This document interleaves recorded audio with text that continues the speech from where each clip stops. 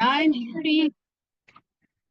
And we're thank you. Everyone, please stand for the Pledge of Allegiance.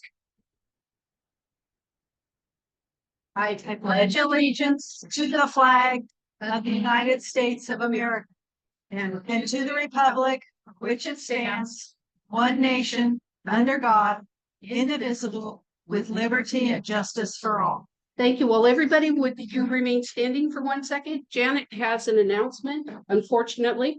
As you all probably are aware, we lost a member of our family this week. Lucas Shepard from El Dorado County Fire passed away while on vacation last Friday. And it's with a heavy heart that we announced that we're going to miss him. He was a good friend to the Fire Safe Council. He was a good friend to his fire service brothers and sisters. He was a great family man. He had 2 children that he adored and spent a lot of time with. And we're going to miss him. He was a good guy, and he was a dedicated public servant to the people of El Dorado County. So with that, if we can have a moment of silence.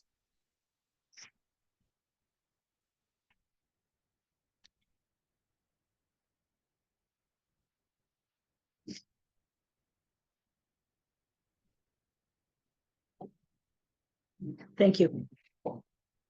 So on to our board action for approving the consent calendar, which includes the meeting agenda and the board minutes. May I get a motion? Thank you, Hugh, Second. Janet, and Chris. We've got a double. Okay, on to new business. Oh, seeing none. Moving right along. All business. Oh, moving right along. On to chair's report. Ken? Oh, moving right along. Ken is not here either. I may be sitting here, but I am not Ken. He's out saving California, which we appreciate, one fire at a time.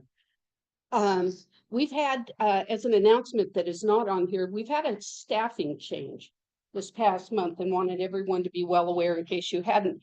We do no longer, Jessica is part of the team. So in her absence as our program coordinator piece, we have Jen, our executive coordinator, and we have Carrie.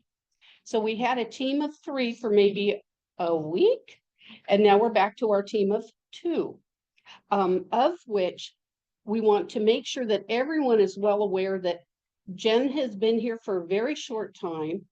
We, in our growing pains, not much information has been written down in understanding the process of our bread and butter, which is our grant programs, the chipping, defensible space, and hazardous trees. So these 2 ladies, plus the support we can give them, have been filling in for Jessica and taking on that role. And it's been an astronomical job. So if people have if there isn't something that is absolutely time sensitive, that you needed that information yesterday, please give them at least another good month to be able to get the feet on the ground, get our programs up and running, because we really like these 2 people very much. We appreciate what they're doing, and we don't want to get down to a staff of 0. Okay, so that would be helpful. Any questions on that? Thank you. Perfect. Good answer. Moving right along. We're going to, as a vice chair, reporting for OWOPR, and Tom and Tanya will be reporting on the updates with that, although I'm the representative for our Fire Safe Council there. I'm also on the Public Outreach Working Group, which is like POWG, P-O-W-G. We've got a new acronym. And so what I'm asking for, I sent out an email, I'll send out a second one asking if your Fire Safe Council is doing a big kind of yearly event, please let me know the date or the month that at least you know, the location, the time, and kind of what the event's about. And the reason that we're doing that is because the Public Outreach Group, which is a group of different agencies, and we meet over at the county office, is we're trying to get an annual global look at what events are happening throughout, not just the agencies, but our fire safe council. So we're trying to get in, do a better job of doing a collaborative, at least informationally wise. So if you have an event, send it to the vice chair. I will send out another email. So in case you didn't see or respond to the first one, but you do have an event you're doing, please let me know that. Ongoing website. We're still working to unravel, and I'm sorry for a snicker because I thought this would go much quicker. We're working to unravel the current website that we're working with and users that go along. So we're hoping that it will be launching soon. With our website, as it currently is, we have two sides to it. We've got the website side, and then we've got our program sides, which is when they put in an application. So there's a data management side to that. Currently, we're in that same working group, which is down to Paul and myself, and we've had the help with Jen being on the team now because Jessica's no longer with us. We're in the research data phase of looking at companies to maybe redo our application program system, because there's a lot of just too much hand-to-hand work that's being done. So that's a to be continued. So are there any questions regarding any of those? That's the vice chair. Oh, the important thing. In the back, there's some beautiful red bags that are back there. If anybody would like to take some or all of them, please take them, use them, pass them out. They're a great place to be able to put our wonderful workbooks in there and any other information that's out there. So the red book bags are in the back. So please don't forget those. Next. Secretary report. And Wait, there's a question in the audience. Please. oh, Thank you. oh, Elizabeth. Sorry.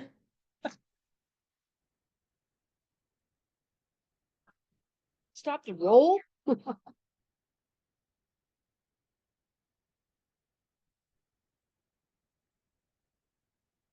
Pages within that. Mhm. If we could use our website there versus the non-website we have right now. And where are you in the process on that? Like, See the big red knot? That's from hitting my head on the table, hoping that this would have been moving sooner. Where are we?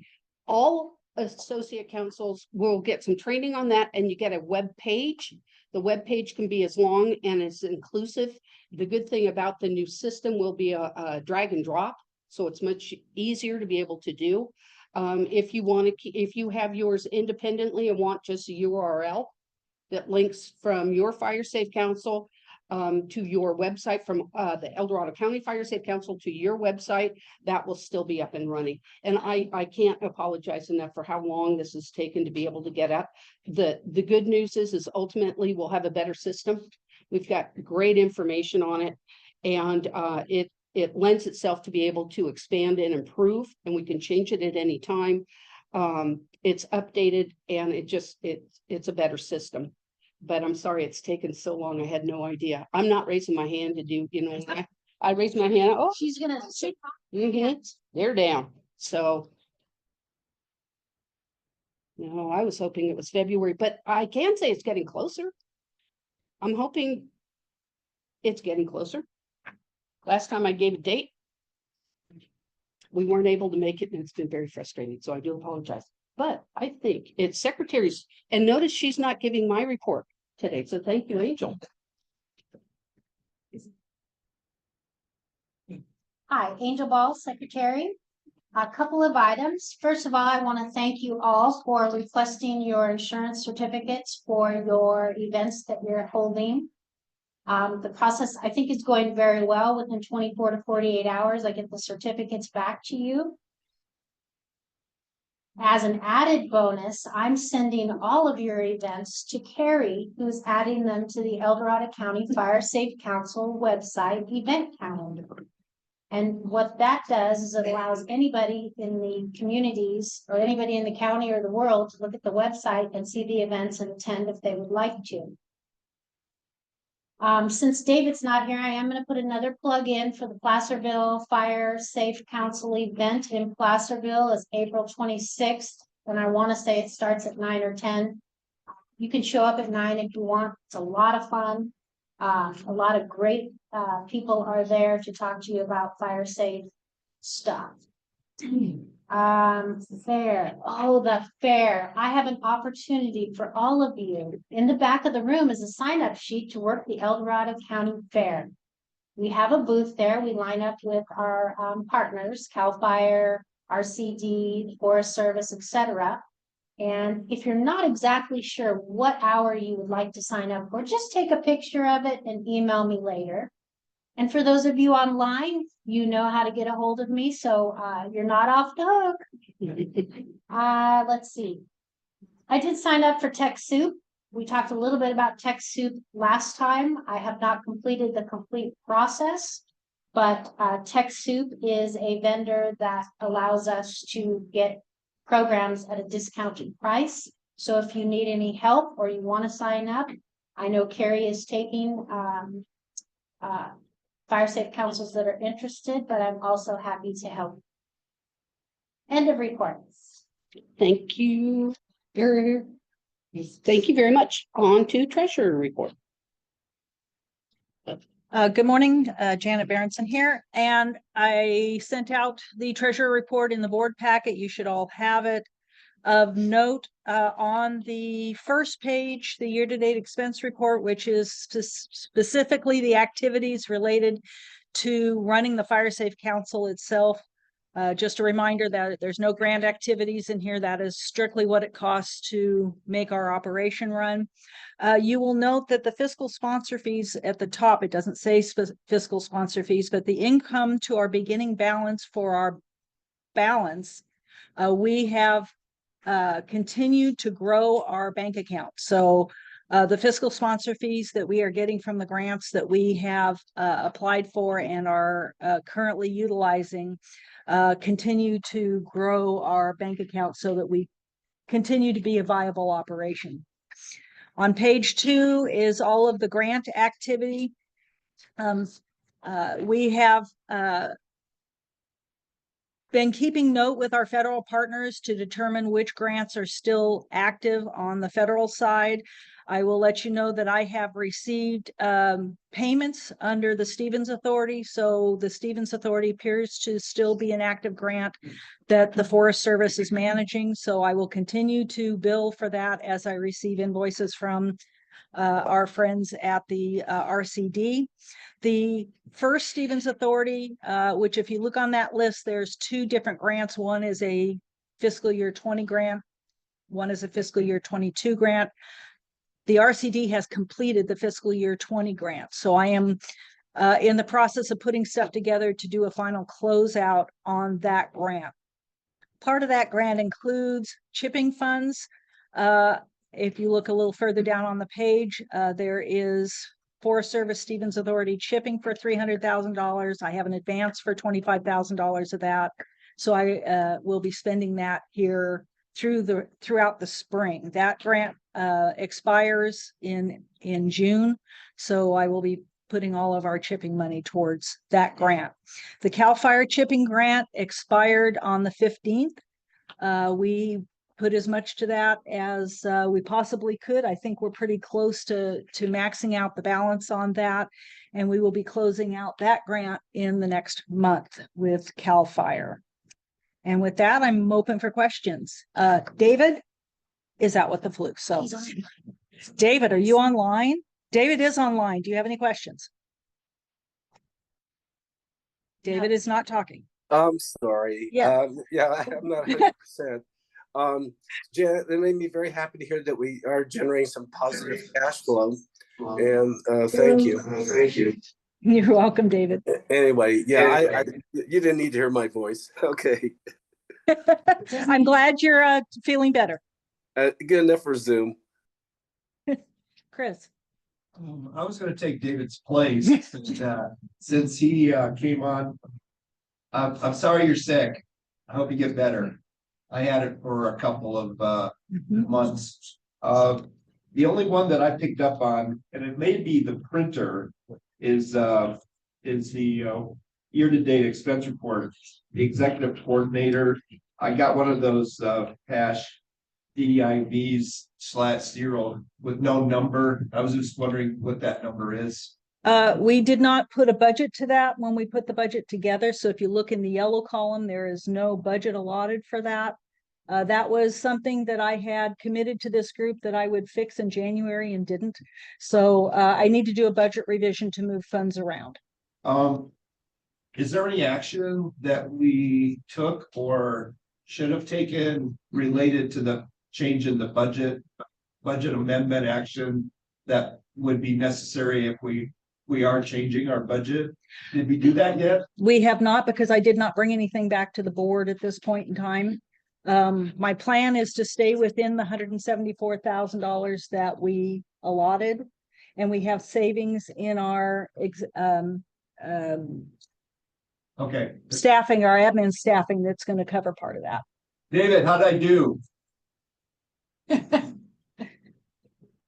job. He said, great. You want me to talk again, right? You want to hear this voice? Okay. Thank you. Any other questions on the treasurer's report? Oh, moving right along. You have to take a vote. Oh, I do. Yeah, Yes. John, Yes. John. Yeah, Hess. this is John Hess. Can you hear me okay? I can. Yeah, just a quick question to see if there's been any previous discussion about increasing the annual stipends to fire safe councils just based on inflation. So for those who are not familiar, the El Dorado County Fire Safe Council provides an annual stipend to fire safe councils, the associate fire safe councils, of $200 a year that we pay for out of our Title III funds. We have not talked about increasing that. There is some concern about whether Title III funds will continue given the current reconsideration of funding provided by the federal government. So until we get a clearer picture on whether we're going to continue to receive Title III funding, I don't think we'll have that conversation, but I will bring that back to the chair at our next executive board meeting.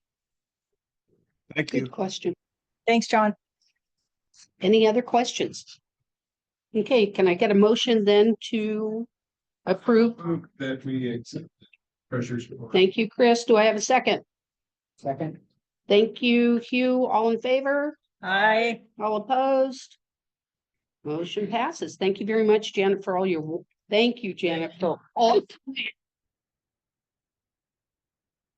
This lady makes it look easy. It's not. It's very time consuming. So thank you for all that you're doing. Regarding on to partner reports. Do we have anybody here from BLM? As the spokes? Yeah, anybody online? Seeing none, we can always circle back around if we get a representative. CAL FIRE. I didn't see Megan but we've got But Patrick. got Patrick. Thank you. Yay.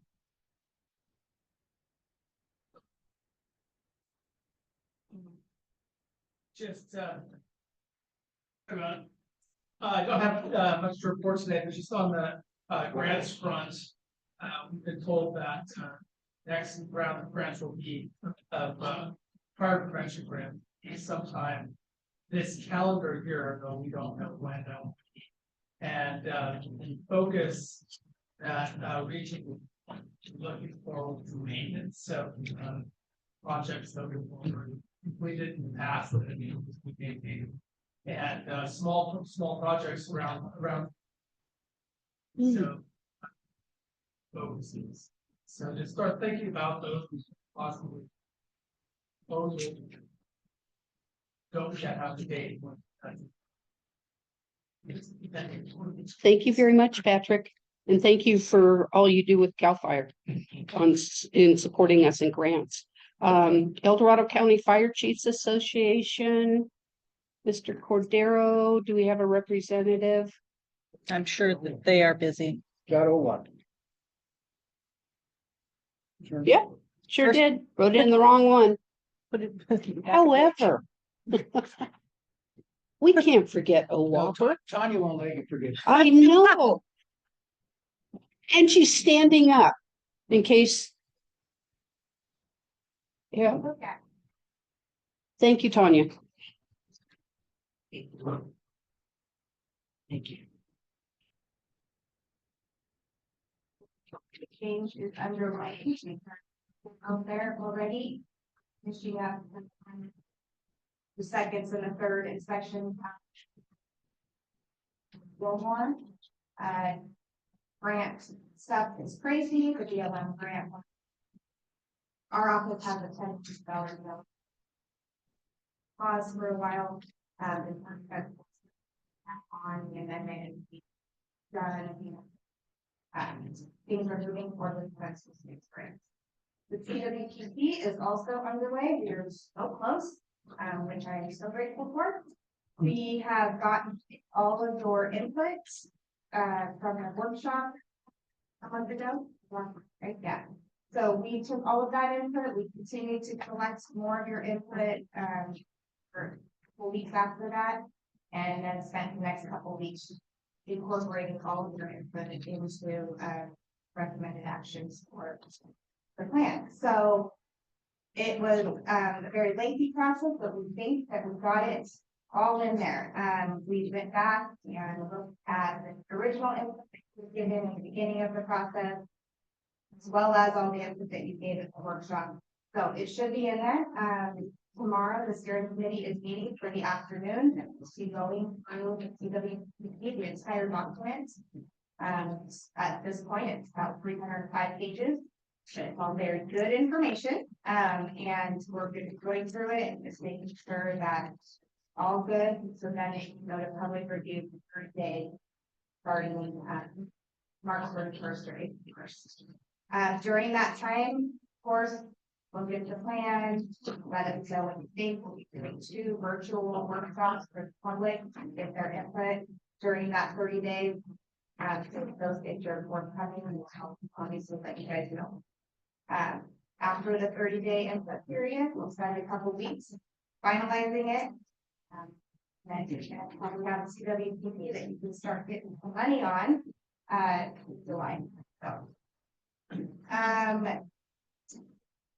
we will be April 1st, the board will ask the board of supervisors to sign a proclamation. It is called the Wildfire Awareness Season Proclamation.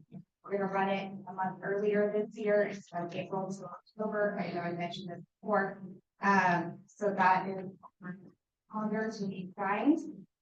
April 4th, following the signing of the proclamation, the adoption of the proclamation, we're going to be having a roundtable discussion, which here actually, which we've invited all of our the key local leaders to all the our partner agencies to be part of, and then as well as state federal partners.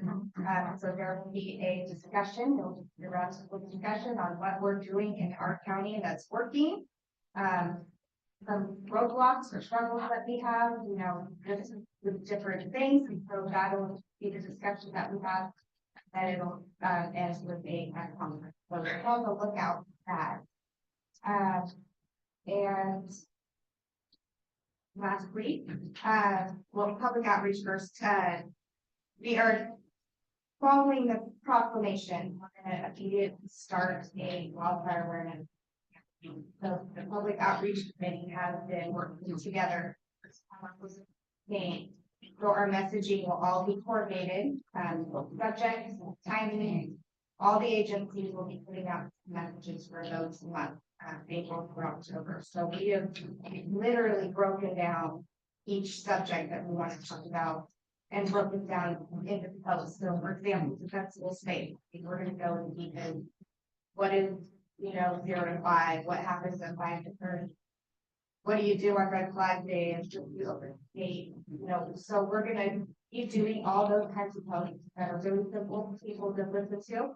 But the goal is for every agency to be sending out the same message every day so that everyone knows this is what you do. So public outreach has been really busy, and I think Brown Bag, you guys are Brown Bags. Me, not me. It's only it's not me. That's all I do. Tag, you're it. Your Brown Bag thing about how the fire outreach and information. So part of changes. And then lastly, the county is going through some tight budget times right now. And they're reviewing all departments, especially and including discretionary departments or offices, which no longer is a discretionary office. So if you see value in our office or any other office that might be being looked at, and you would like to find you're invited on April 8th, the Board of Supervisors meeting.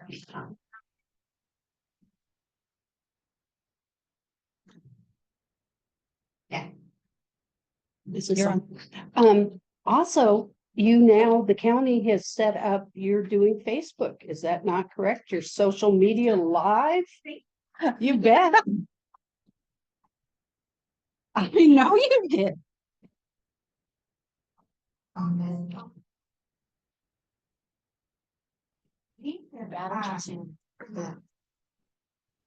Eldorado County government page, and we want. It's plugged in. So.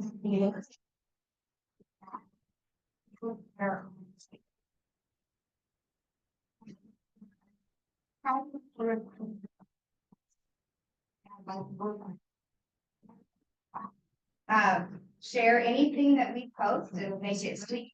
It's off. What we have to share.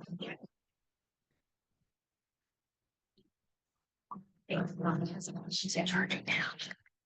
She says it's charging. It says it's charging. Somebody. Is it working now? Yeah, it says it's charging. Question.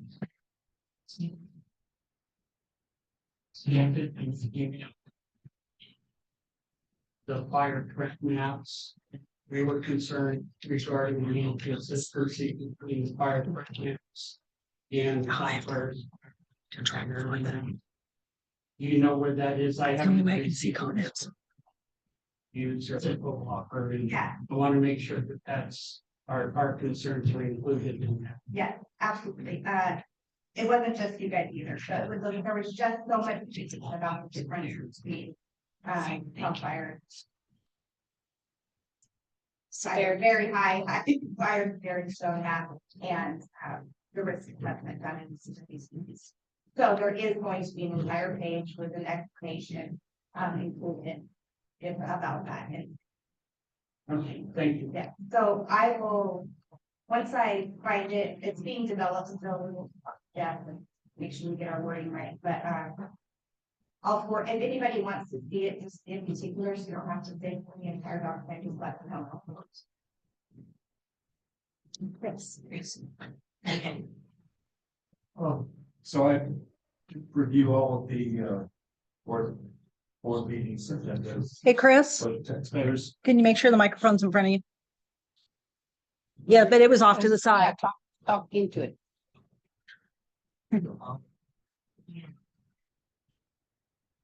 The board has talked about what she brought us about their budget, which they process. Have you heard anything about the methodology and how they're gonna affect departments in terms of closing this budget gap, which is all that dollars? I have heard maybe a 10% cut. Have you heard anything about what methodology they might use in order to kind of align the departments and discretionary department? I haven't heard anything other than the mentioned in the last one, and that's just kind of my level of understanding and focusing on just business as usual. So yeah, I don't. And I'm not expecting that you would have heard, but sometimes, you know, you hear it. Yeah. Thank you. Lester.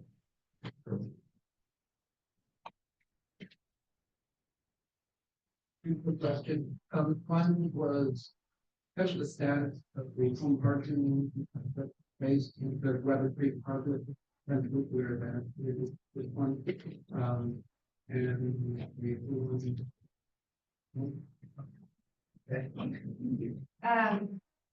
Janet, I'm sorry, I was looking. Weber Creek River Creek project.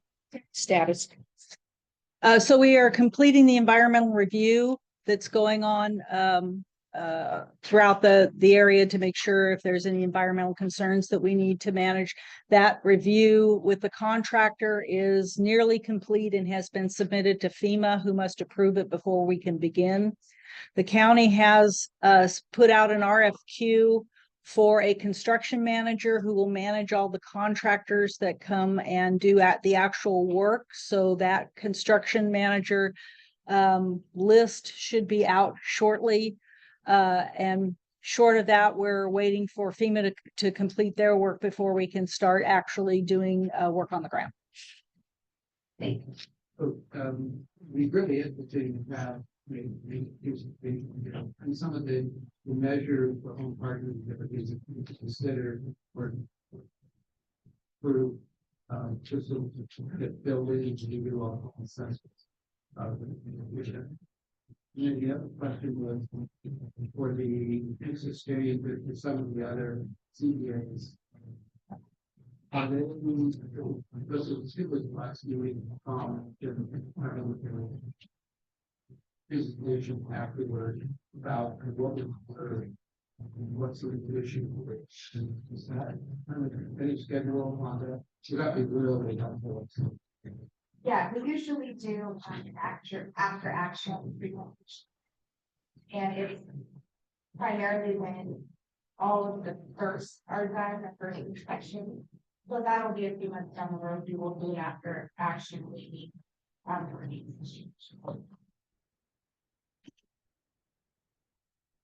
Any other questions? Thank you very much, Tanya. A lot of information. Janet? So just a reminder to everybody, folks online are really having a difficult time hearing us. You have to speak directly into the front of this microphone. It does not pick you up when you're over here or under here. You have to really be in front of it or the folks online can't hear you. With that, we're going to make a quick adjustment to the agenda order. Hugh, would you please speak to our audio visual that you've been working on so diligently? Okay, I guess the good news is this is the last, if everything goes right, this will be the last meeting that you gotta use these. Yeah. Just for Zoom, they'll be in the ceiling, be mounted in the ceiling, embedded up here. And so wherever you are, you talk, they'll pick you up. And the audio then will come back through the TVs or whatever the way it is now, so it's not a problem. Additionally, there will be, because we have to have two systems, I'm sure it's difficult for you folks in the back to hear sometimes from people in the front. So we'll have a secondary system that will be an audio system for the room. There will be microphones for that. Technology is not quite there where we can make everything work wirelessly because it interferes with one another. So there will be handheld microphones for that. We'll have those around. And we haven't quite decided. I keep trying to tell Ken, maybe we just need to put a podium in the middle of the room and you stand up and talk, but that takes time. And you know how Ken is, he's got to be done at the right time. So, but anyway, there'll be several of those. We'll also have a lapel mic for folks, when we have other meetings and things like that. So that system is due to be installed in here on the 31st of this month, the 31st and the 1st. Be a 2-day install from the company. I'll be here with them. There'll be a couple folks from the Legion here also on that install. So if everything goes right, all good for now, knock on wood, everything is going. By next meeting, we'll have a new system. So things will be a lot better, and be a lot better. They better be a lot better. So that's what's going on with that. Thank you, Hugh, because that obviously has been very time consuming on that project. So we'll all benefit from your labor, which is appreciated.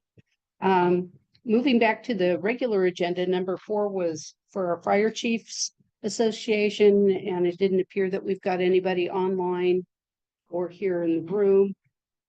Sadly, we don't have anybody for the Fire Prevention Officer Association. That was Lucas's reporting time. Forest Service, do we have any representatives here for the Forest Service? We've got a lot of agency people out doing lots of work. I know that we do have a representative for the RCD, Courtney. And she needs a mic right now, and she's gonna speak really loud so all of us up here can hear too.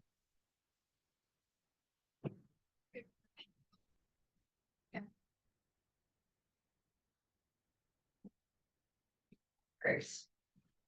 So I just wanted to let you know the status on the Placerville Community Wildfire Resiliency Strategy. The report has been finalized and we are getting ready for distribution on that. We do have some photo essay to complete about some of the assets and one-way in, one-way out roads, but that should be ready for public viewing in the very near future. Our projects have been affected by the federal funding freezes as other projects have. However, we have been able to continue with the South County Fuel Reduction Project, the Georgetown Fuel Reduction Project, aka Spanish Flat project, and the Marshall Road Fuel Reduction Project. So they have been affected by wild weather and soil conditions, but as they have been able to work, they have been doing so. And then we are just sort of waiting for the Stevens Authority grants, the 22, trying to figure out that status and of course how the work and everything else. So that is my quick report. Do you have any questions? Excellent. I like that. Thanks. Have a good morning. Nice report. Thank you very much, Courtney. Moving on, SMUD, is Eric here this morning? Well, we're sorry that we're missing so many people. PG&E, Mike Webb. Okay. And Sheriff's Office, Lieutenant Morton.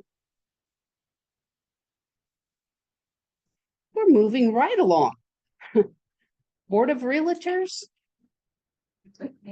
Reclamation. I would like to just, I was seeing if people are awake. Good job. Thank you for listening.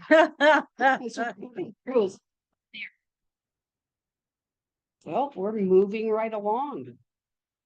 Over to grants, Tamara.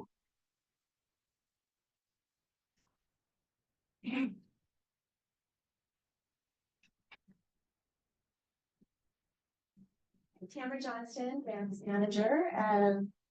So the grant that everybody wants to know about, California Fire Safe Council Outreach and Education Grant. Unfortunately, I still do not have an ETA on when that funding is supposed to come through. I just got an email back and they're looking at it. They're hoping next week, but I feel like they've been telling me this for a couple months now. So please don't spend any money unless, you can spend it, you just won't.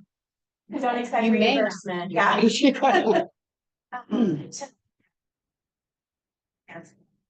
And as soon as we know, I will send out an email and let everybody know you can start spending money. Yeah, go ahead, Janet.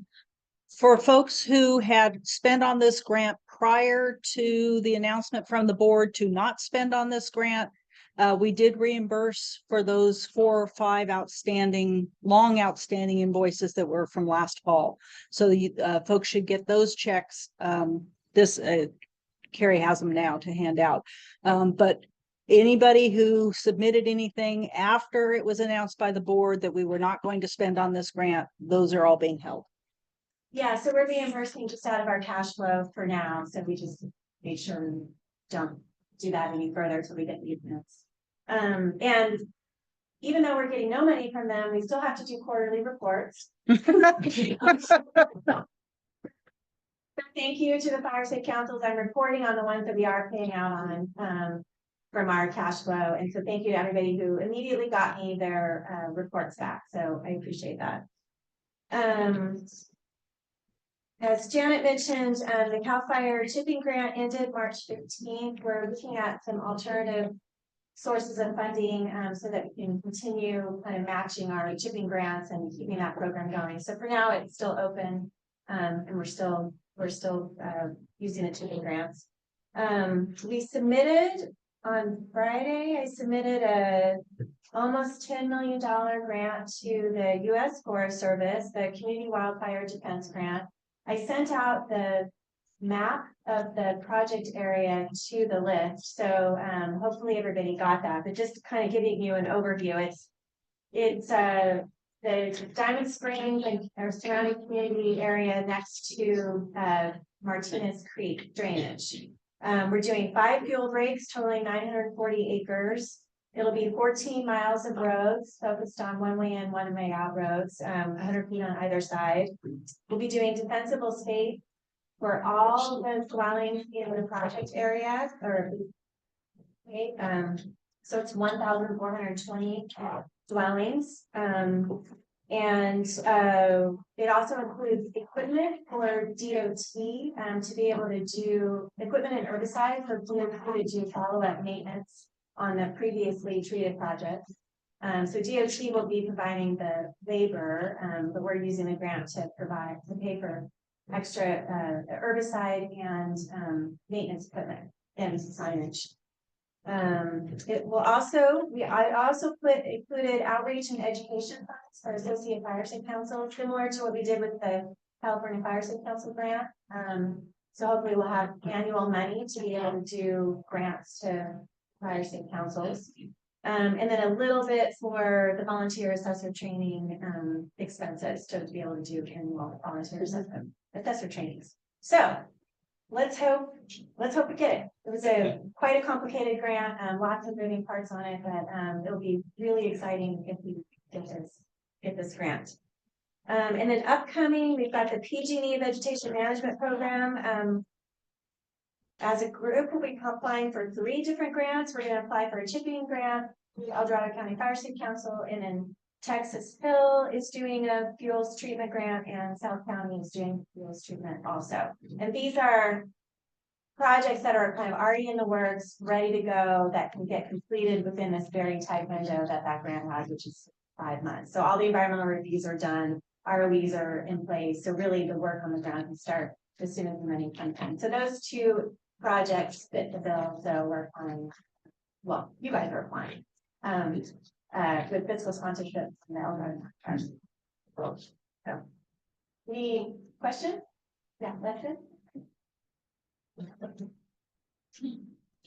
For those of us that have had expenses but haven't submitted a early education, do you want our compliments to put into the report, or Are they ones that you'll be getting reimbursed for?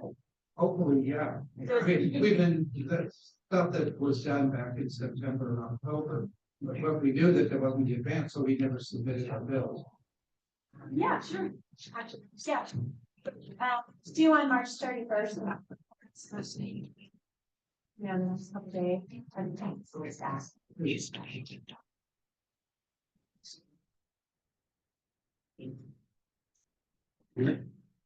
Thank you very much, Tamara, for all your work that you've been doing and helping our programs and associate councils being able to move along.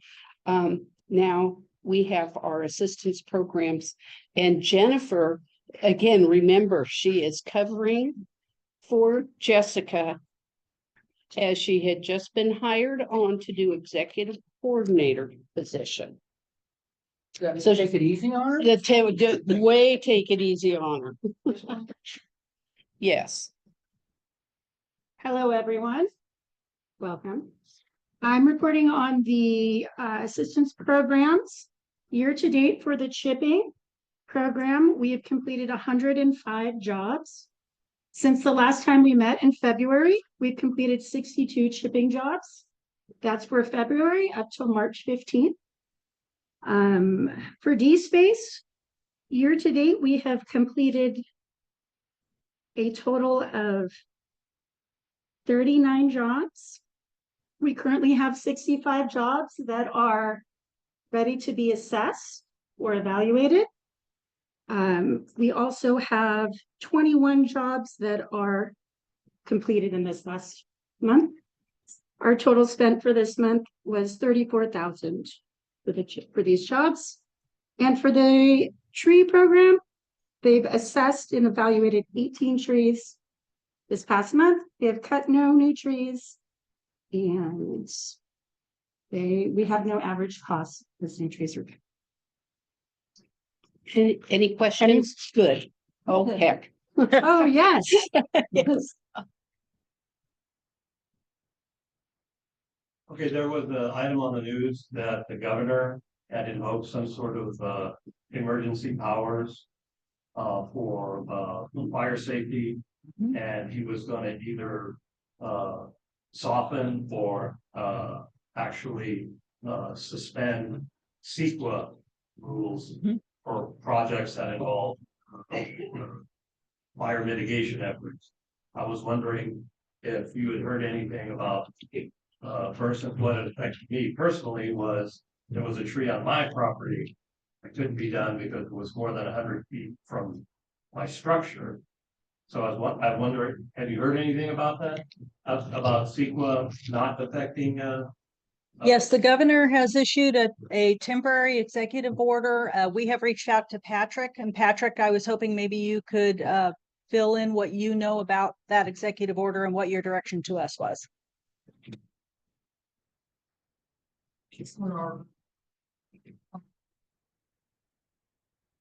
And there hadn't been any clarification on exactly what it means, direction. If we want that program. We are waiting for that direction from agencies as that the EPA and resource agencies until we get direction out to grantees or affects our projects. So as soon as we get direction on what the interpretation of wildfire could be used for that, as soon as we get that, that's it wrong. But as of right now, we don't. So we can speculate about what it means, but we don't have clear direction on it. So currently our hazardous tree grant allows us to go out to 100 feet under the old CEQA rules. Under our new hazardous tree grant, we have funding in there to do a mitigated negative deck to go out to, I think 300 feet is what we were talking about. So we are in the process of putting together the process to go out to bid to get that negative deck done. And that's where Patrick has directed us to kind of continue down that path at this point in time. It looks like the executive order is of a limited duration, so we would have to do that anyway, long term to use the grant funds that we have, which go through 2029. So. I just said, Yes, sir. yeah, as far as the grants, carbon prevention grants. I just remind the Fire Safe Council that the hazardous tree grant originally envisioned to use the CEQA exemption from, I think, year 2016, Governor Brown was signed. And literally, right when you guys were about to implement that grant, the executive order was rescinded. So that sent us scrambling, like, okay, what can we do? And so I think, that while maybe we'll get direction that would allow us to start operating in those areas outside without CEQA, I would say that it would still be prudent to prepare that CEQA so that you have it when the executive. Thank you, Patrick. Are there any other questions then? Okay, thank you for your. One more. Oh, good.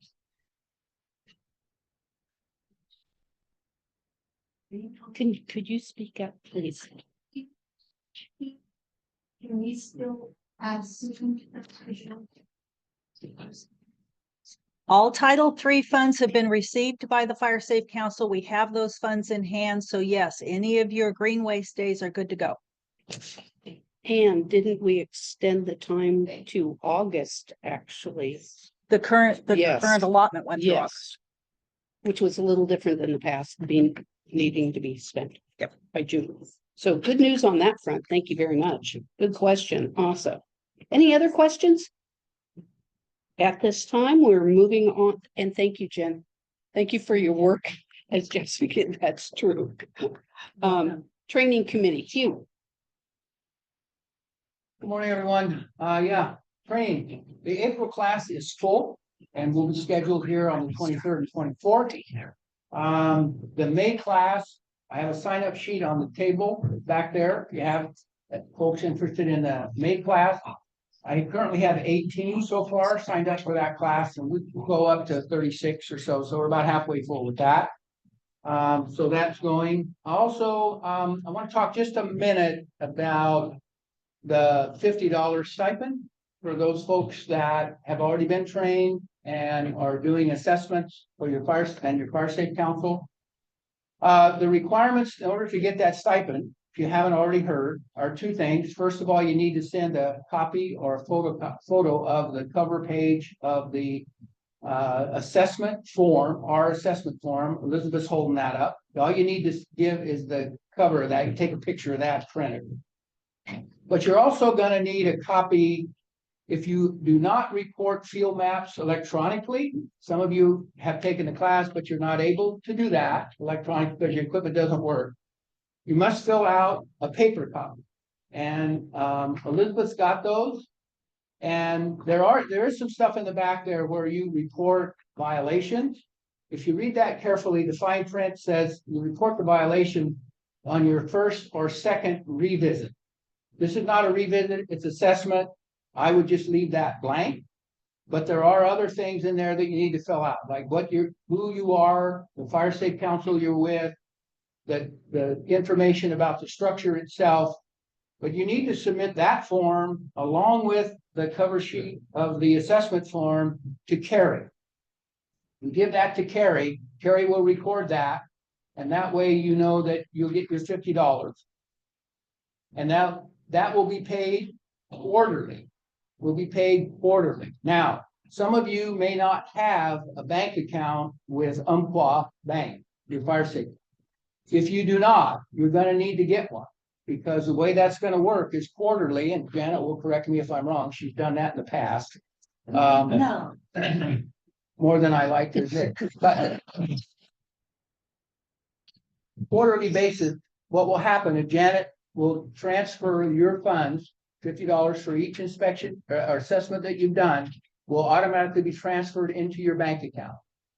There won't be a check written. You won't get a check. You won't get any of that. The money will automatically be transferred into your account. So you're going to need to let your treasurer of your fire safe council know that if you've done, say, 3 assessments that month or that quarter, there's going to be $150 show up in your account.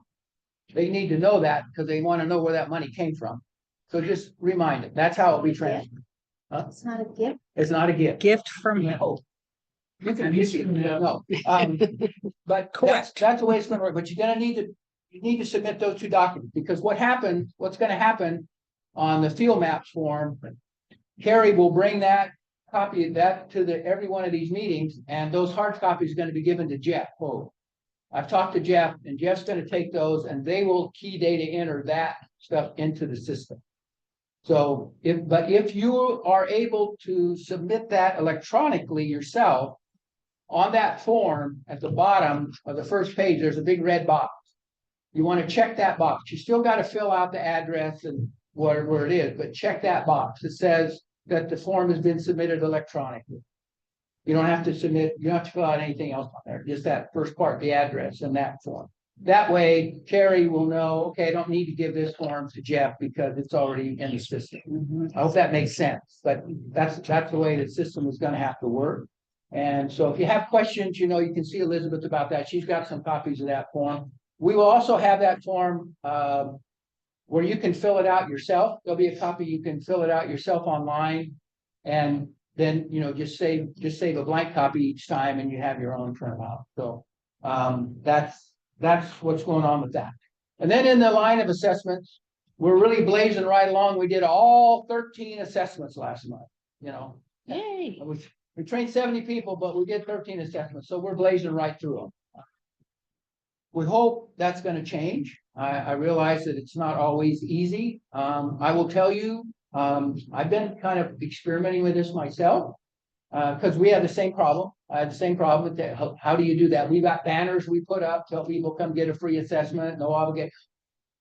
What works is for you to just go to somebody, you go to and see somebody walking around or in your, in your neighborhood. You want an assessment? That's exactly. What it's about and tell to them. And I have to tell you, every time I've done that, been 100% successful.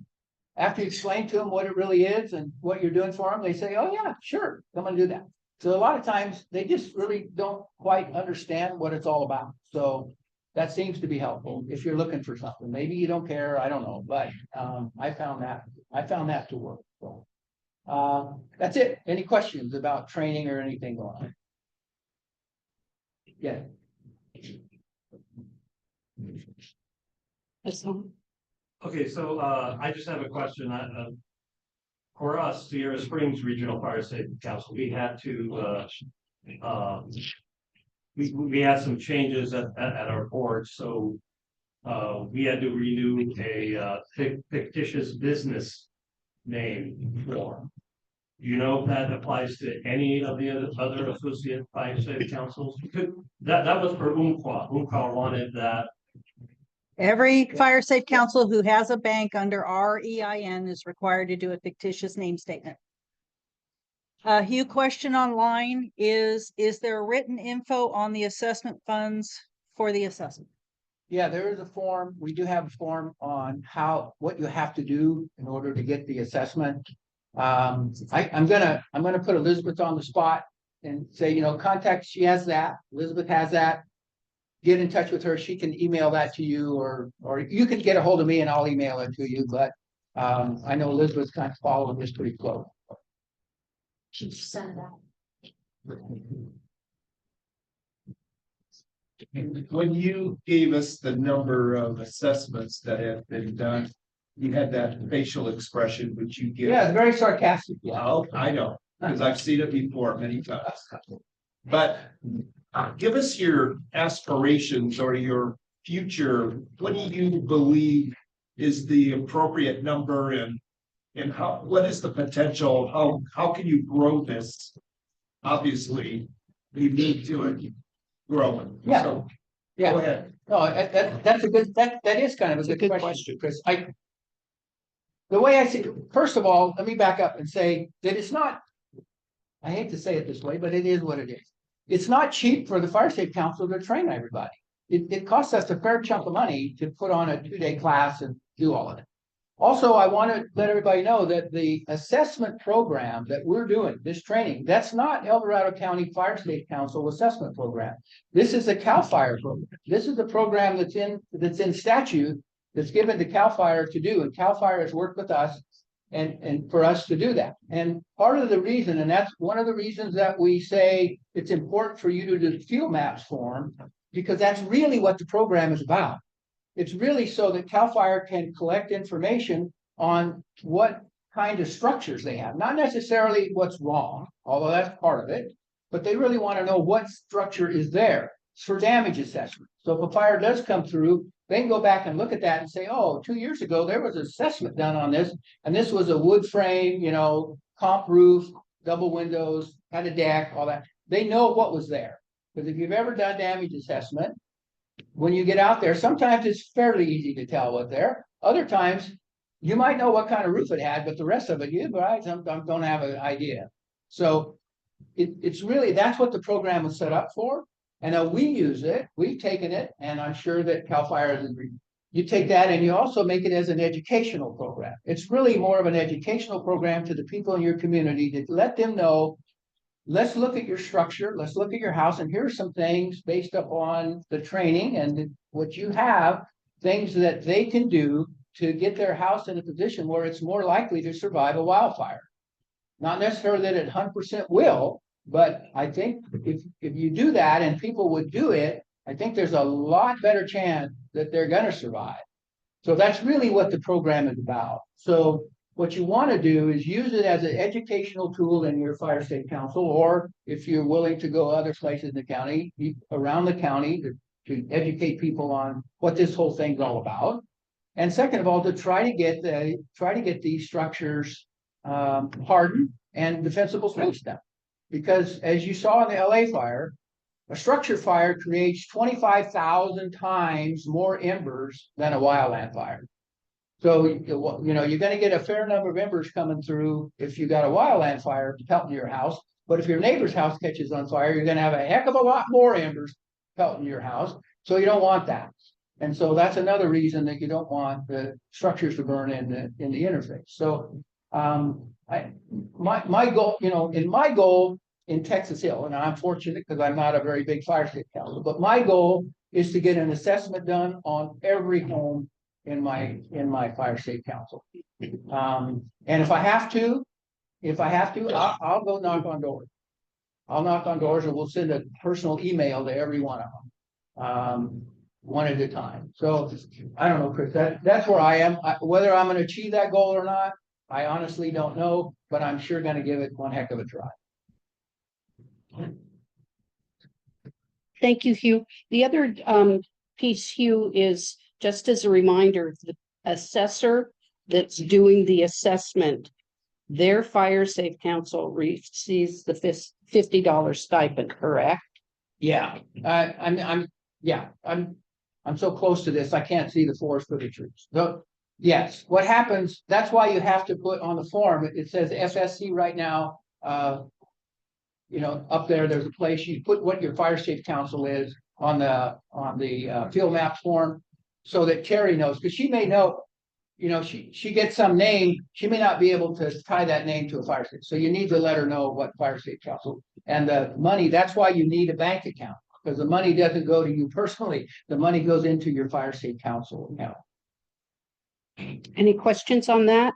And again, Elizabeth has some forms if you need to pick some up. Perfect. Thank you. One last thing. Look, we're still in the development, trying to get it up and running. It's a new system, a new thing, and like everything, getting up and running, there's gonna be some bumps, but we'll get there. Just bear with us, and if you have questions, you know, you can contact myself or Elizabeth, and we'll work through it. Elizabeth. One more comment. It's online, obviously you can't get one for me. I will be emailing out the, it's called the LA 100 form for the field maps data that you can collect. I will email that out to everybody that's been trained, so you have an electronic copy also. I spaced physical copies for today, but everybody should get that form. And if you miss it, if it goes to junk mail, reach out to me and we'll get you one. Again, a huge thank you send out to the amount of man hours that it looks like what person hours. Yes, man, women, and dogs. There were some dogs, real ones. They were very cute. Ron brought his hours that went into just getting us where we are, and so thank you very much, because this is pretty awesome. And for those who weren't aware, that was Elizabeth Standeven who has the forms. Thank you. Moving on without question, then we're on to outreach and education. And as you can see, there's a name change there. It's Dorothy and not Alice. I have spent the last while talking with Alice, and she wrote down all the things that we as a fire safe council have allowed her to do, or asked her more or less, I should say, to do by herself, but with Lester. Thank you, Lester. Singly for years. And the list, I was shocked at how many things she's been doing. And, you know, she's been tired. So we're going to do some changes, and we're going to be looking out to the rest of the councils to get some volunteers. First of all, you know, taking over the fair, for instance, is one of the activities and things. Alice will still be present. The awesome thing is she's still willing to go out and do talks. She's our expert home hardening and landscape person that's out there. We really need to give her, I'm sorry she's not here today, for us to give her a big shout out and thank you for all the work she's done for so long. And where they say, you know, everyone's replaceable. Well, Alice, it's going to take many shoes to replace Alice in all the different activities she's doing. So one of the things I will be doing is I'm gonna form a committee so that we have more than the burden on one person, representing all the areas in our county. Remember, we talked about, north, south, east, west as an idea, and we'll be looking to see what education and outreach activities we need to get going. One of which is, again, just being able to get what major events are happening at each fire safe council, and we can move those over to the public outreach calendar to be able to coordinate there. So we have a little bit of a change. So I'll have some more update next month regarding that, but a big, again, thank you. And it looked like Elizabeth's hand was about to go up. So yes, Elizabeth.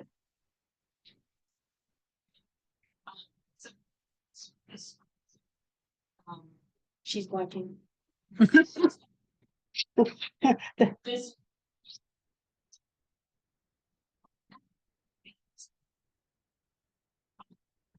Some other things. Work out. They need to do for the physical space home hardening. They're all like, okay, I get it. Who can help me? Where can I get the thing off that I need? The next logical Next question step. is. What do we do here? So we have been batting, Alice and I have been batting around concepts, and one thing was doing a contractor training that was with funding dysfunction. We figured that may not actually work this year. She attended a really great course in Reno. It was exactly this. And has some great insight from that. So I think we can build on that effort. But one other thing I was pursuing was the Home and Garden Show, because it's already an event. If we could plug into that. And anyway, I've been pursuing that for months and months and months. People finally got back to me this week. Yay.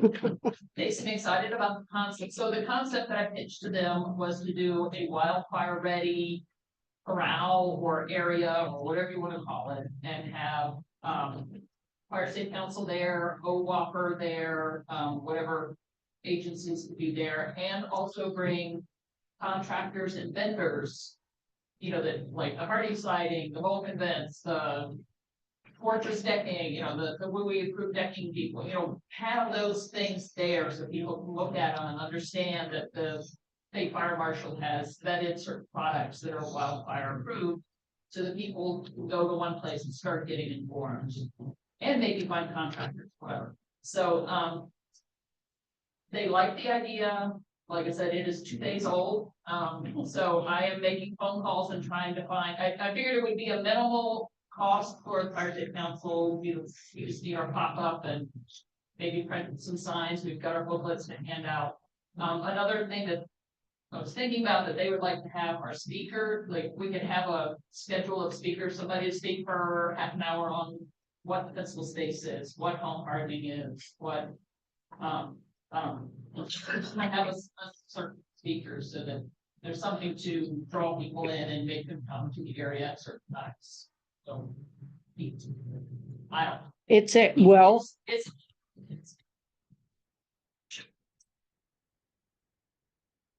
oh, Yes. Could have said that to the thing.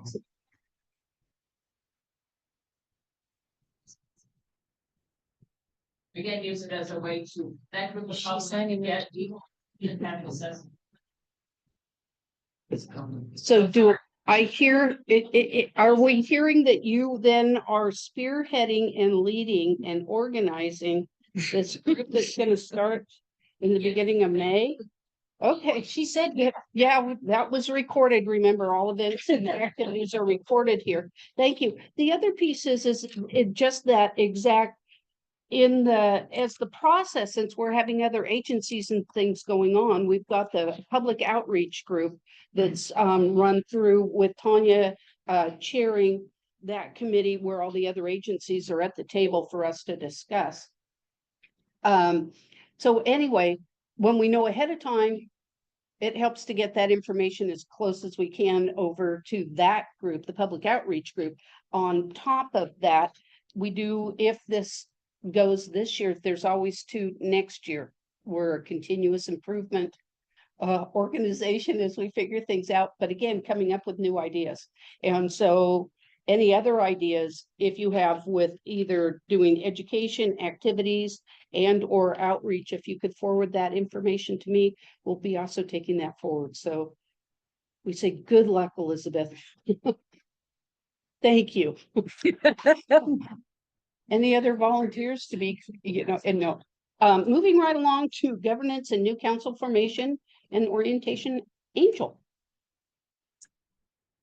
So you guys all should be starting to think about your renewal for your Fire Safe Council, which will be due in June.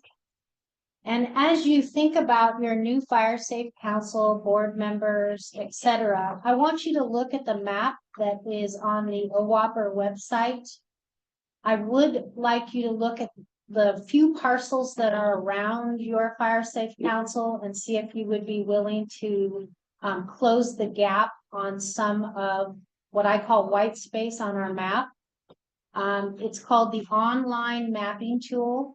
You just simply click the data layer for Fire Safe Council and you'll see your map. What it does is it allows you to see, Logtown, Grizzly Flat. It just allows you to see the gaps that we have. And if we can clean that up, we'll submit those new maps during the June renewals. Because what this means overall is when we have somebody that comes to us and asks us to become a Fire Safe Council, the good news is they'll probably already be in a Fire Safe Council. And that's really our goal, is to clean that up so that everybody is part of a Fire Safe Council. Second item is Heritage Fire Safe Council was nice enough to meet with me last week and we went over a few details as they are a new Fire Safe Council. So I want to make sure everybody knows Cord and Annette, Heritage. From time to time, it's brought up that there are people in Tahoe, Lake Tahoe, the city of Lake Tahoe, South Lake Tahoe, Myers, that all want to be part of a Fire Safe Council. And I would like everybody to know that South Lake Tahoe has programs that are very similar to Fire Safe, FireWise communities, just like we do. And rather than coming to a meeting like this, they simply reach out to the Tahoe RCD or they reach out to their fire department and it's all right there for them. It's just maybe not as formal as these meetings, but yes, they have education and outreach available to them. And today there will be a brown bag.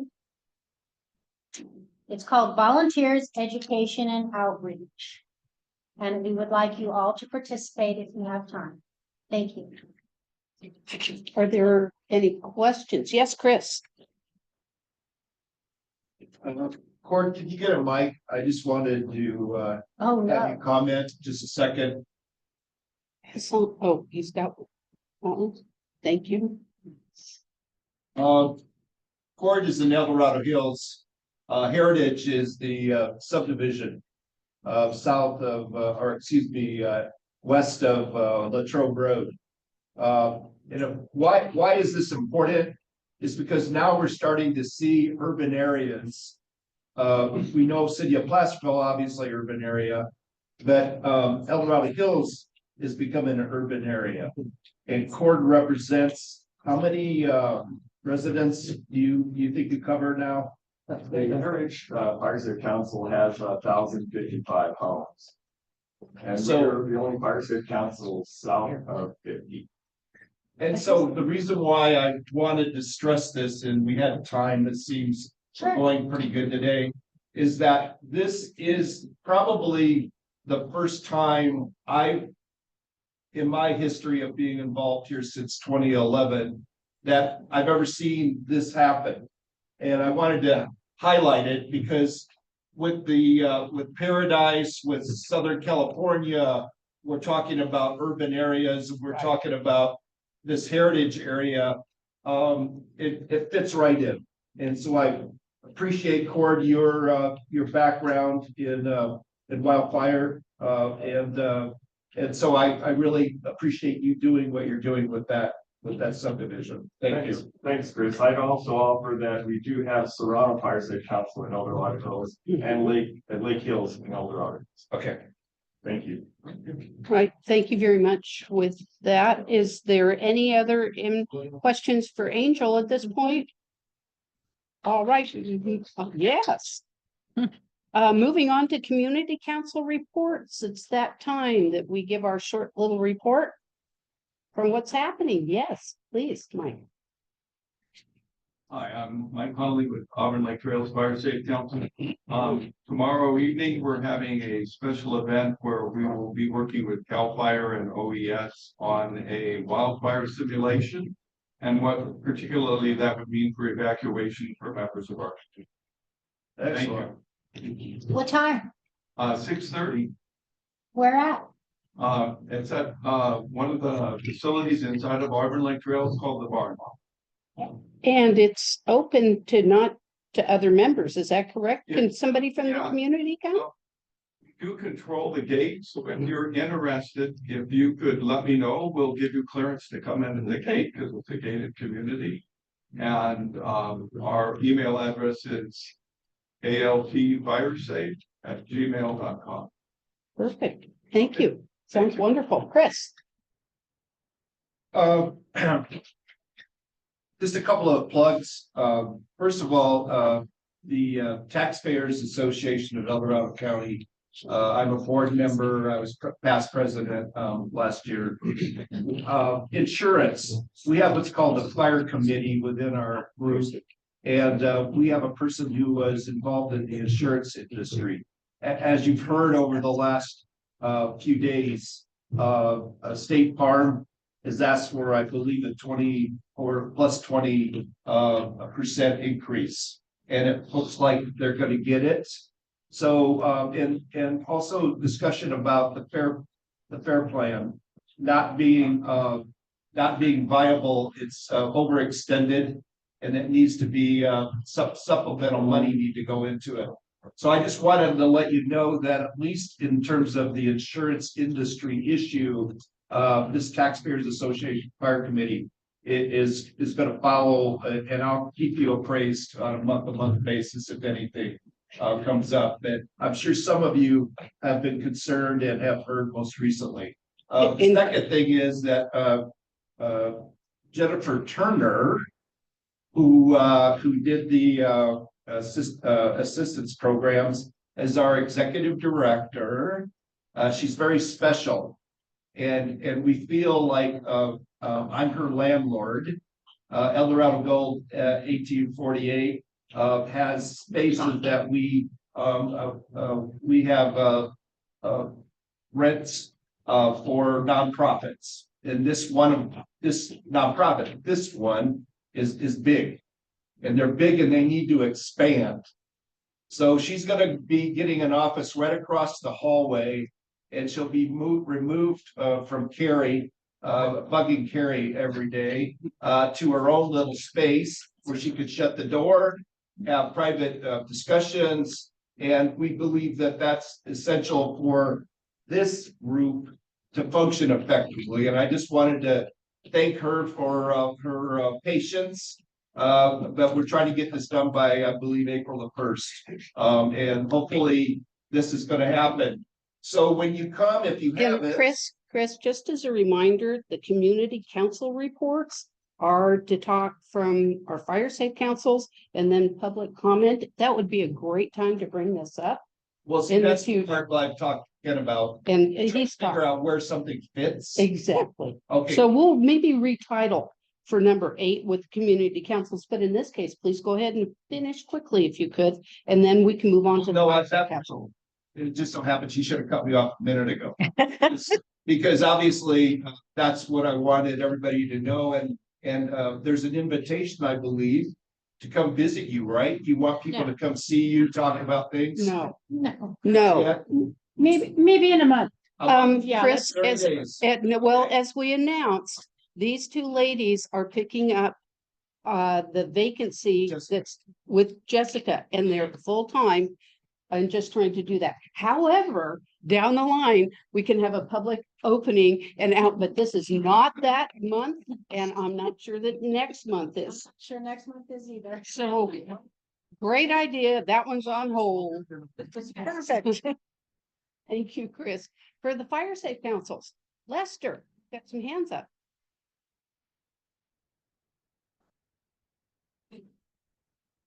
For the Oakville Area Fire Safe Council, we have our community day kind of, April 5th, and, we've got a variety of folks, that will be coming to help share, information plus, kind of model a little bit off of Rocktown, kids games, and hot dogs, music, etc. That's at the Oakville Fire Station, 11 to 2 on Saturday, April 5th.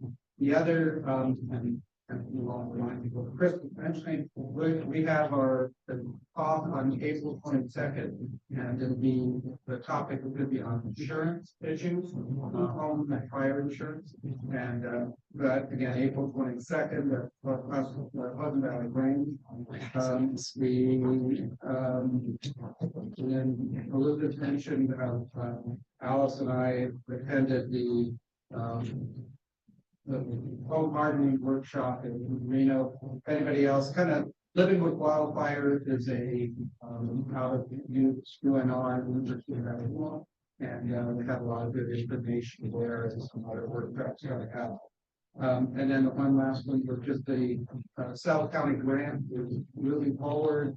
Great work going on in the Fairplay area, Omo Ranch, and there's just now coming to the Hill area. So getting a lot of both roadside. Great, thank you, Lester. And Hugh? Did you have something you wanted to report? Oh, I did, but. I just have something with Texas Hill. PG&E is gonna be undergrounding Texas Hill. They've been out there the last couple months, surveying and getting everything ready. I met with some yesterday. They're gonna start work in May and be undergrounding, Texas Hill. Great, thank you, Janine, all the way in the back. Nice loud voice, please. Try to be as loud. There you go. Please. Jeez, right. Very. Actually, very grateful for a lot of space. Now we see what's happening. Well, we have an event coming up in May, but I don't have the exact date yet. In the meetings, it's gonna be always working on evacuation, talking about what you need to take for your to go bags, like that. Our Greenway stays in Greenland is set up for April, May,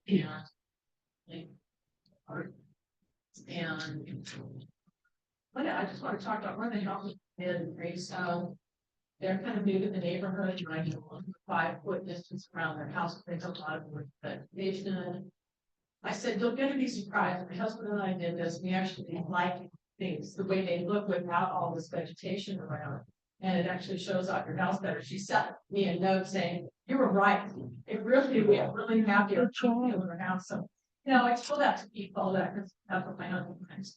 So, it's a benefit to actually take some of this out of the house. Luckily, my husband and I saw all these big cracks. They're not cracks in our foundation, but they're gaps. And so shoring those things up too. So it reveals things that you should know about.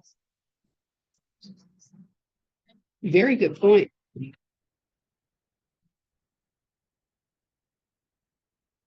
Good job. Congratulations. That's always positive. Other, yes, please.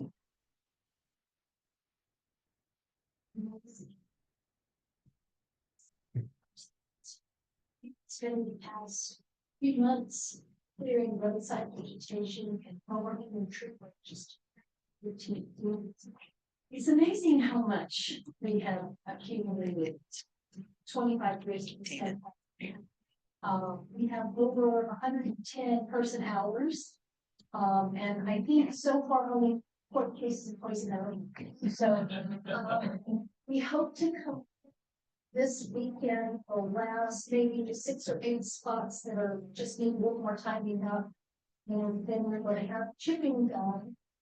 And then I think our Firewise certificate will probably go for 10 years now. Well, but it's been a good volunteer.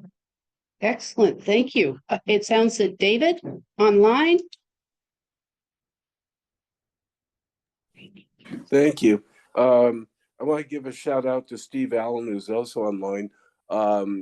With a lot of hard work and then a little bit of heartache, and then back to getting there. We're going to have a cooperative project with the BLM and also with the tribal fire, and they're going to clear a 10-acre parcel that BLM has neglected, but we're going to get it done thanks to tribal fire. And the key thing was getting permission from BLM to proceed. First we were on, then we're off, and now we're back on again. And in fact, I'd like to hear from Michael Connolly. Michael, are things still going well for you and your Fire Safe Council and your BLM neighbors, or have you hit some snags? He says no. No snags? That's great. That's great. Okay, thank you. I need that feedback. And also, Angel, thank you for saying April 26th, 10 to 2, 681 Main Street. Thank you very much, Angel. See you all there. Yes, All right. it's a great event. And thank you, David. Tamara. I'm going to re-announce our Divide Wildfire Expo. We're doing 2 days. April 5th at the Georgetown, Iowa Hall from 10 to 3, and that will be focused on knowledge and prevention. We have lots of speakers and videos for that day. Garden Valley Fire is providing the barbecue foods for that, for everybody who's coming. Yeah, it'll be fun. And actually, one of our Fire Safe Council members had the idea to go to where I don't know if other areas in the county have this, but we have several food distribution events that happen weekly and monthly. So they're going to hand out flyers at the food distribution event and hopefully get some people who might not otherwise show up. So I'll let you guys know how if that's successful. Because I thought that was a good idea. We'll see how it works. The second day is May 5th, 10 to 3, and that one's at the Marshall Grange in Garden Valley. And the afternoon of that will be, I mentioned this before, but in case anybody's interested in doing this in your own Fire Safe Council, we're doing an evacuation board game that afternoon. We connected with a UC Davis professor who got a grant to create board games, like, 6 people play an evacuation board game together, and it's actually a map of a real neighborhood, a real area. So people can find themselves on the map and play this game and kind of do a sort of an evacuation simulation. So if you're interested in he has a grant to do it, so he'll do it for other Fire Safe Councils. So if you're interested in seeing it, I can send out information. That'll be the afternoon of May 3rd. And that one's in Garden Valley. And then finally, we're trying to do, we have our own newspaper on the Divide. It's the Georgetown Gazette. And so we have a volunteer now who's starting to write articles about fire safety stuff for the Georgetown Gazette. And so, Dorothy, I just wanted to mention this to you because his first article is about all of the assistance programs, and I edited it, but we do need somebody, I think, to maybe approve it before we submit it to the newspaper. Just so is that, should I run it by you, do you think? At this point in time, that'd be great. Thank you. Okay. And then maybe I can also send that out if people want to repost it on their Facebook or whatever. So we're starting to do articles too. So I have a great new volunteer that guys. Well, with that, it also is an opportunity to even hook it into the county OWOPers Facebook page. So the more we can circulate people's efforts, the greater, the bigger our voice becomes, which is awesome. Thank you. First, I'm going to come over to Bob Hess online, please. Then we've got Ken, few hands up. So Bob. Hi there. Can you hear me okay? Yes. Okay. Just real quick, the Coloma Lotus Fire Safe Council has a public meeting this Friday from 6:30 until 8. at the Gold Trail Grange in Coloma. We also Zoom or stream our meetings via Zoom. We have an interesting speaker that may be of interest to some of you. The area in our Fire Safe Council has a lot of small ranches, 5 to 10 acre lots. And the speaker is a guy by the name of Dan Maycom from UC Davis, who specializes in targeted grazing, which is essentially using sheep and goats to do your defensible space work for you. So we're very interested in that one. And of course, Tanya is going to be there too to do her part. And that's it from Coloma Lotus. Perfect. Thank you very much. And yes. And then Ken. This month, we had a presentation, fire prevention landscaping, Master Garden. Had a great attendance there. And we're preparing for our Greenway Stay in May. That pretty much set up. We're continuing to promote the assessments. It's a tough nut to crack. We don't have a lot of people that are requesting this. Knock on door. I think that's going to be a continual conversation, but it will grow. We'll follow Hugh's lead on that one. Very good. Thanks. Ken all the way in the back, and then we've got some over on this side. Ken McKinstry here with Gallagher Road Fire Safe Council. Yesterday, we had our Title III cleanup day. We had about 11 people participate out of 51 homes. That's a pretty good turnout. And we covered a 3-mile road, the main road, and about 40 parcels in the effort, and had real good results. That's about it. Great. Thank you, Ken. Yes, Ben. Yeah, Bill Osgood from Sloan Fire Safe Council. First off, we have access to TechSoup. Thank you to Jen and Carrie, and Tanya was helpful. We really appreciate that. It's extremely important that we get us 50% discount on various tools. We're going to start with Constant Contact. Our access is 4,700 homeowners, so it's a critical way to communicate. So we're starting with that one. And our purpose for there is we'll put out monthly emails, updates on home hardening, physical space, and insurance issues. And now we're going to promote heavily assessments using that tool. So same, we also picked up soon Workplace Pro. We also got a discount on that. And we need that for putting on webinars, and we're doing 3 a year. And the one we wanted to get done last month has got delayed, but we'll get it on, and we're going to focus on insurance. I wanted to, Steve Willis and Cord and myself, we've been meeting together at Bellevue and kind of sharing stories and sharing experiences. And I think that's extremely important because Steve represents El Dorado Hills North, Green Valley Road. Serrano's between Green Valley and 50, and Fort is 50 South. So we've got a chunk of El Dorado Hills, but not all of it yet. The other thing I wanted to, I'm so sorry Alice is not here. I wanted to thank her for that newsletter, and particularly the interview with Jeff Ho. That was really important to us because we are in a planned community. We are vulnerable, more than people realize. And for Jeff to say, these are the things he learned down in Paradise, what's important, and what saves some houses. Even though the people in those houses can't live in them right now, but it saved houses. But it certainly motivated us to think about communicating lessons learned to be very, very important for our community. And so we've dug into some reports from the Marshall Fire in Colorado and what they learned there. The Lahaina Fire has some lessons learned for us. But what I'm finding is the issues are all the same. It's Zone 0, wood fence fire paths, vents, unmanaged open space, and window frames. It's just unfortunate that the only group that can make us do that is an insurance company.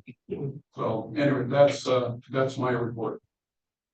Great. Well, it's awesome to hear that you and your area are doing collaboration through that. Are there other fire safe councils? Well, I'll raise my hand for Camino Fire Safe Council. We have found that doing Camino's a large area. So because it's an area, doing a single green waste cleanup day is rather challenging. So what we've done is we're in collaboration with the Camino Community Action Committee. They do a green waste day, so we will be there and we're handing out our red bags that are full of our workbooks and other materials that are available. So we decided, using the Title III money, how we're tackling the problem is we have communities or areas that have signed up then to have a single green waste dumpster brought into their neighborhood. And on there, we've also put we've made some signs, magnetic signs. These are what can go in there. At that time, we're also making available red bags with the workbooks that are in it. So we're educating people as it goes along. But we're finding that that's really a way we're getting more work done for doing the defensible spaces by actually moving the dumpsters into the green waste. Usually medium size, a few needed to be small size, not the great big ones. So anyway, and for Camino Fire Safe Council, and is there any other council to report? Well, those are some great things going on. Obviously, public comment time. Yes, please. Yeah. There. So, hi, everybody. I just wanted to introduce myself, David Young, partners was Deal. And we represent Fire Zone Solutions. We're a fire mitigation, full service fire mitigation contractor. We're really here just really get involved. We're your neighbors. We're not from far off place. We're here from El Dorado County, and we're here to help out. As part of our community outreach and education, we've actually brought some binders with us, education binders, so neighborhood product guide. This is best practices and products to safeguard your home and business from wildfires. This is from a contracting perspective, to try to help the community get up to those standards. As far as the small fire safety councils, we would invite you to invite us to your council meetings if you wish. We have offices on Main Street, so you can visit us there. You can also come visit us at firezonessolutions.com if you're source better information about us. We also offer complimentary evaluations for homeowners that engage us in that. I'll approach us afterward. We'll actually be attending the home show. We've already reached out. So, and we will actually be bringing a suite of examples and products with us. So, cold vents and windows and party side and some other products that we if you have any questions, please approach us. We actually right now have a few folks in the room. We've got Alice up in Reno who attended that training as well. So again, if you have any questions, approach us after the meeting. Well, thank you, David, for bringing that information forward as a resource here in our county. Is there anyone else for public's announcement? Yes, Chris, good timing. I don't know if any of you have been watching the public comments at the Board of Supervisors meeting over the last month or so. This question of paradise. Linda Colombo has been reading every meeting 3 minutes out of Lizzie Johnson's book. So essentially, she goes up to the podium and she starts where she left off in reading a passage of 3 minutes in length.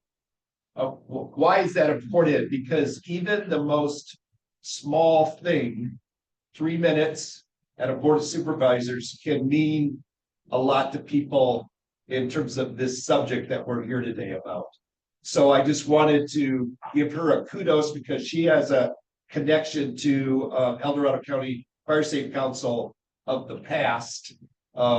She goes back maybe 15, 20 years ago to right now, but she's still passionate about what she believes is important.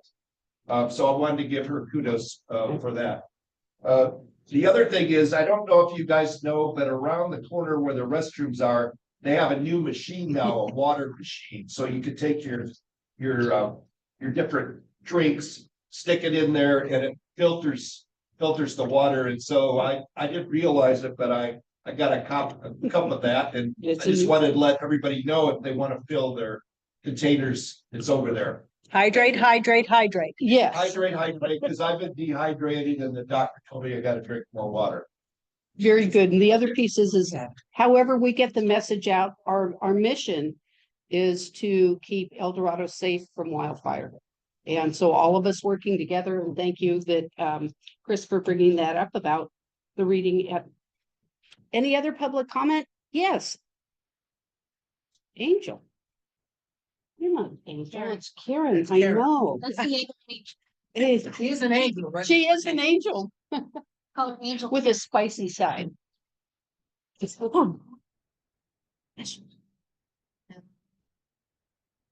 Anybody? Any information on what's new about absent people in the lodge and how we can get them cleared up? So we're working really hard in our community, which is COVID isolated. And our residents do a really great job of we don't really know what to do about it. So any dependent. Let me know. Yes, yes. Hassan? So Hassan from Sierra Springs Regional Fire Safe Council, just as a kind of warning about trying to deal with absentee owners and vacant lots. What happens is, even in a homeowner association, it eats up just a ton of time. And then what happens is, okay, when you're trying to motivate the stick instead of the carrot to get people to do stuff is you run headlong into the amount of time it takes and the amount of money it takes to get anything done. So just the administrative costs of trying to deal with people who are not going to do anything, it becomes prohibitive. So just a kind of a heads up. It's a it's a good cause, but you run into the practical aspects of, well, how do you get these people to do that kind of thing? And we found out that after a while, the cost and time required is so prohibitive, it almost becomes a dead end. Thank you for that. Yeah, I think it's an ongoing challenge. He's doing his body language, hand signals up here. So if you two come out with it, because it is a problem in El Dorado County in various areas. So no, but it's a concern that we need to figure out as a group what we can do and share ideas. Is there anything else for the public comment? Well, there's a reminder that at 12:30, we're going to start a brown bag for volunteers, education and outreach. And our next meeting here. 45, 30 minutes on please. Oh, 30 minutes after this meeting. So we're going to hold it earlier. 11:45. You went too fast. It says whichever comes first. Well, I'm just trying to over impress Ken. Say, Ken, this is how it can get done. Okay.